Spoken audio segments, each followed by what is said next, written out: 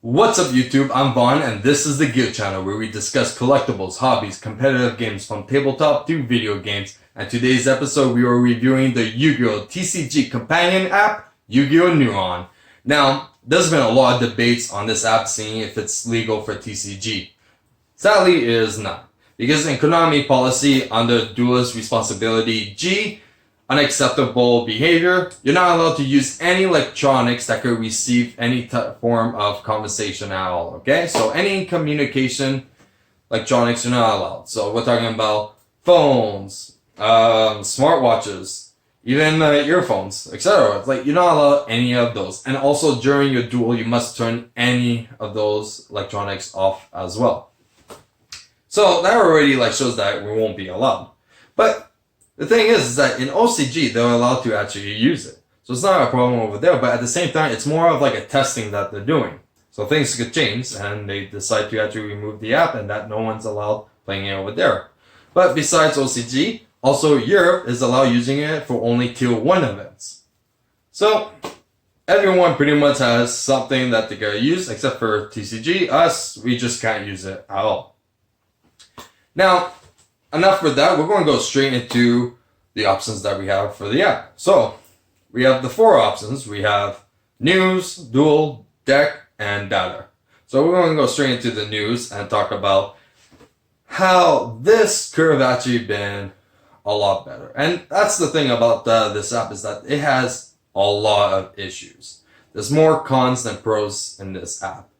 And there was a lot of missed opportunity. Like for the news, okay? First of all, everyone's in a bunch of different communities. Everyone is like in a bunch of different groups, social media. Everyone gets notified somehow whenever there's a new update or news from Konami. So this is irrelevant completely. Now, what would have been very interesting was that if there would have been like a search engine for old news that appeared in the past.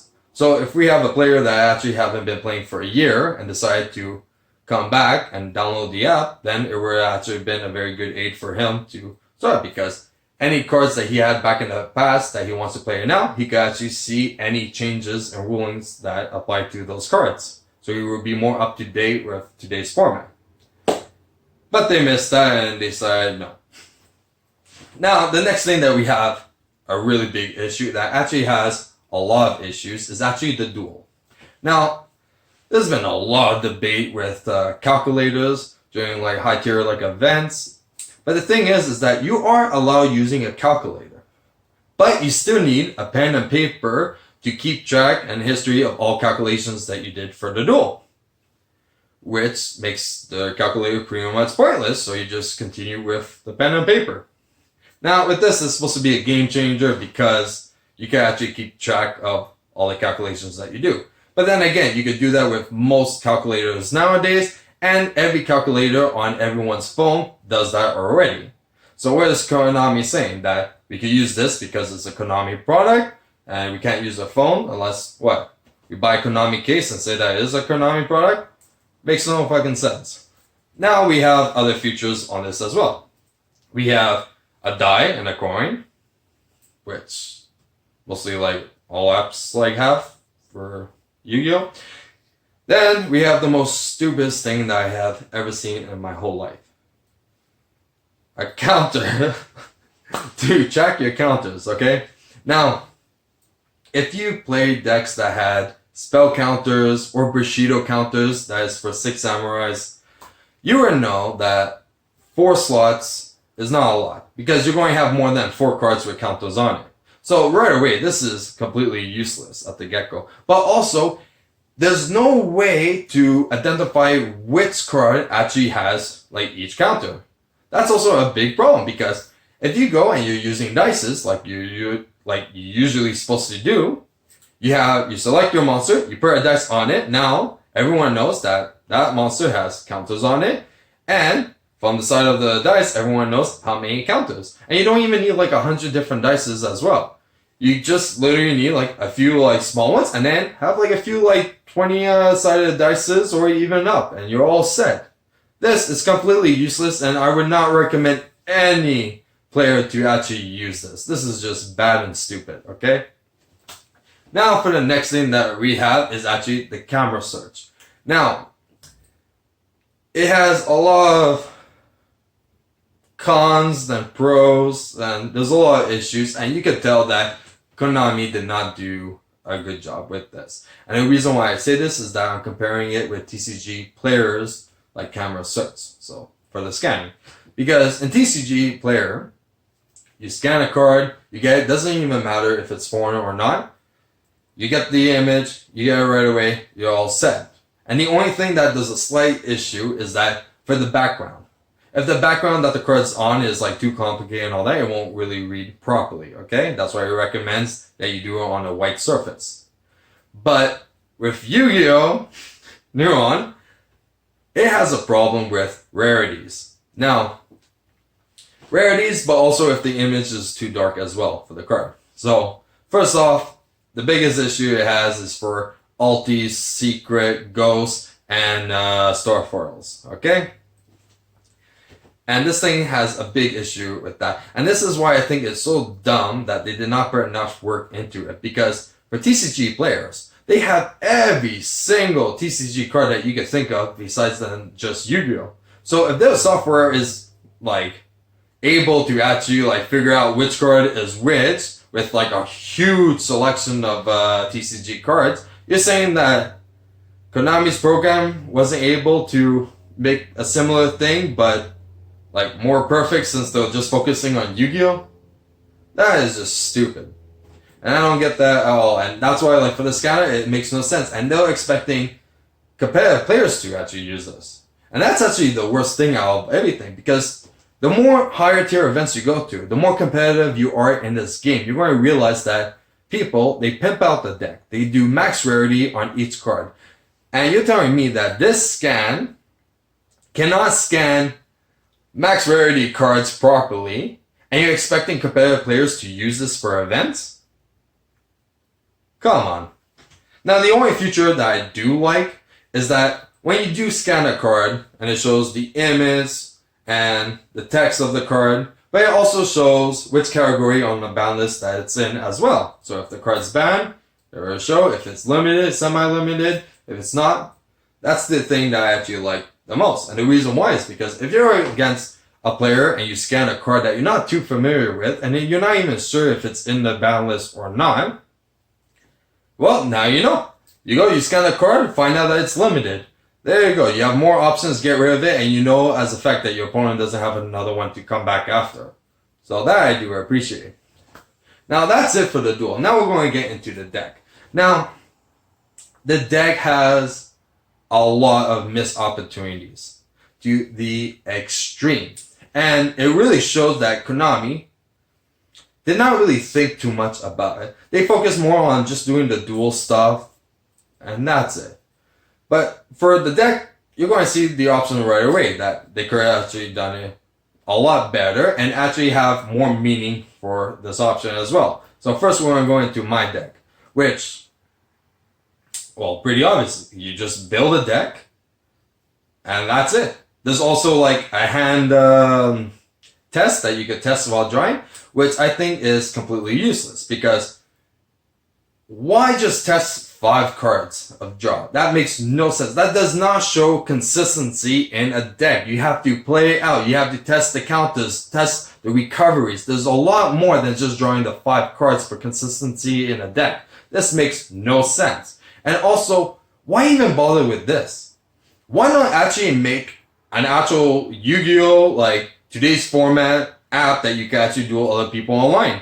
Like, I don't understand that third parties were able to do it with VaughnGear Pro, VaughnGear Mobile, Dueling Network, and Dueling Perk also had an APK as well that you could download and play on your phone. So I don't understand why Konami cannot do that. And you know what?